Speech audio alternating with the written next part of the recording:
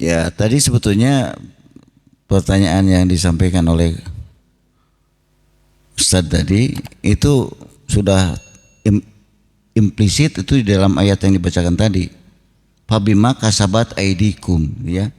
Jadi artinya fabima kasabat aidikum itu akibat. Jadi dalam bahasa Al-Qur'an, siksaan itu ada menggunakan dua bahasa. Ada azab, ada iqab, ya. Kalau azab itu sebetulnya di akhirat yang namanya siksaan itu.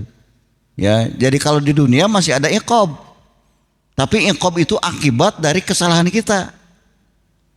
Nah, akibat dari kesalahan kita itu juga bagian dari siksaan persekot dari Allah Subhanahu wa taala karena kesalahan kita gitu. Jadi yang tadi saya sampaikan, misalnya sakit stroke ini apakah karena faktor kelalaian kita dalam rangka menjaga kesehatan, itu sebetulnya iqab. Itu bagian dari siksaan dari Allah karena kita sudah meninggalkan prinsip-prinsip kesehatan. Misalnya dalam Al-Qur'an kan kulu washrabu, ya, makanlah yang halal dan yang baik-baik. Jadi ketika misalnya orang banyak memakan yang haram, lalu kemudian dari yang haram itu timbul penyakit-penyakit fisik, itu juga akibat, itu siksaan. Karena apa? Karena sudah meninggalkan aturan dari Allah dalam cara makan dan minum gitu. Nah, tetapi azab yang sesungguhnya itu nanti di akhirat. Jadi di dunia ini bukan tempat azab, paling juga tempat akibat. Ya. Ya seperti misalnya orang korupsi kemudian ditangkap, kemudian dipenjara, itu iqab itu. Ya, siksaan dari Allah karena dia sudah melanggar aturan gitu, sudah melakukan pelanggaran hukum. Nah, terkait dengan sebetulnya takdir itu kalau menurut Ahlussunnah wal Jamaah itu tidak statis, Pak. Bukan merupakan sesuatu yang apa namanya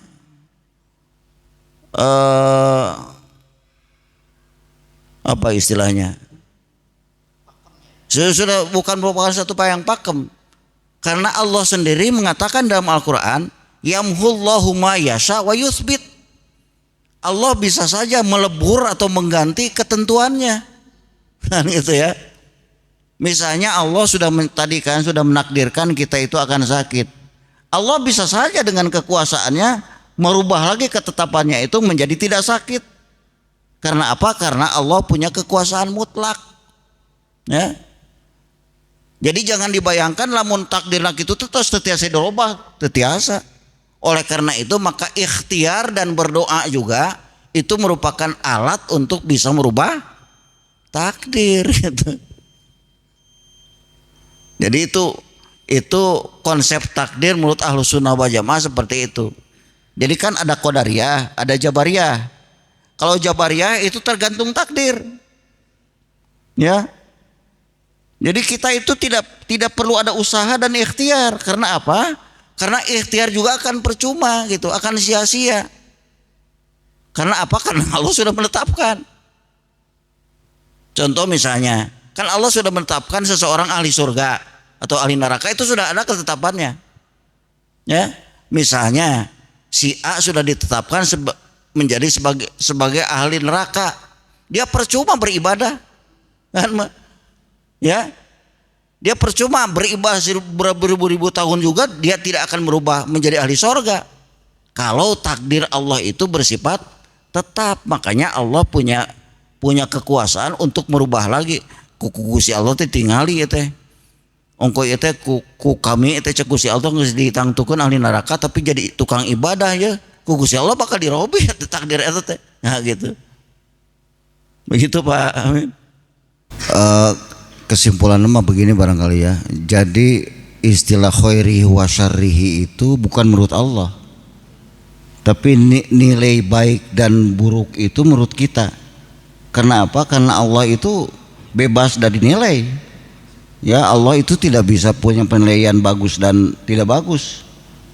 Ayeuna disebut teu damang teh teu raos teh kecek urang. Yang namanya sakit tidak baik itu menurut kita. Menurut Allah mah justru bisa lebih baik ini sakit ini kan gitu.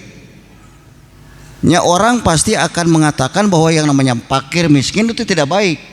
Tapi menurut Allah bisa lebih baik gitu daripada pandangan kita.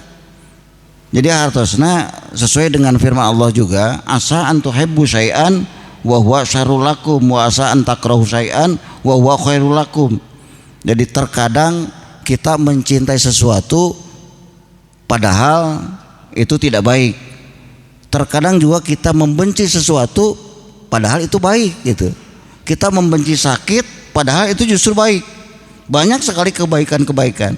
Nah, jadi orang yang disebut ulul albab itu diantaranya adalah orang yang senantiasa positive thinking, orang yang senantiasa melihat dari kejelekan apapun itu selalu ada kebaikan.